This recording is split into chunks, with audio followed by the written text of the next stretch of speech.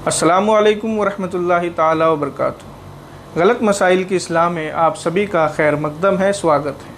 अब तक हमने 22 गलत मसलों की इस्लाह कर ली है। इंशाअल्लाह तबारक व ताला आज की इस वीडियो में हम मसला नंबर 23 की इस्लाह करेंगे। मसला नंबर 23 ये है कि जब हम अपने किसी भाई को ये कहते हैं कि भाई चलो नमाज़ पढ़ने चलते हैं, तो वो अक्सर ये उज़्र पेश करते हैं कि हम नापाक हैं, पाक नहीं हैं।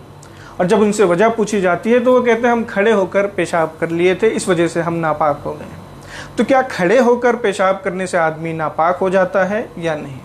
देखिए, खड़े होकर पेशाब करने से आदमी नापाक नहीं होता है। हाँ, अगर पेशाब के कतरे उसके जिस्म पर और उसके कपड़ों पर गिर गए हैं तो वो कपड़ा और उतना जिस्म वो नापाक हो जाता है। अगर वो कपड़ा बदल ले या कपड़े को पाक कर ले या जिस्म के जिस हिस्से पर पेशाब का कतरा गिरा था उस जगह को वो पाक कर ले तो आदमी पाक ही रहता है। इसलिए अपनी इस गलत फहमी को आप सुधारें।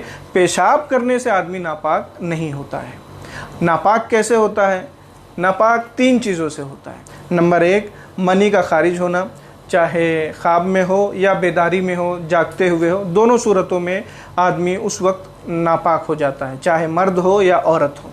और दूसरी और तीसरी सूरत ये है कि हैज़ का या निफास का खून आना, इन दोनों सूरतों में औरतें नापाक हो जाती हैं। तो इन 3 चीज़ों से ही आदमी और औरत नापाक होते हैं। इनके अलावा दीगर चीज़ों से नापाक नहीं होते हैं, उन पर गुस्ल वाजिब नहीं होता। इन्हीं तीनों चीज़ों के ज़रिए से गुस्ल वाजिब होता है। तो जो लोग ये उज़्र पेश करते हैं कि हमने खड़े होकर पेशाब कर लिया था, इस वजह से हम नापाक हो गए हैं, ये उनकी गलत फहमी है। हम लोगों को चाहिए कि हम ये गलत फहमी अपनी सुधार लें। अस्सलामु अलैकुम वरहमतुल्लाहि ताला वबरकातुहू।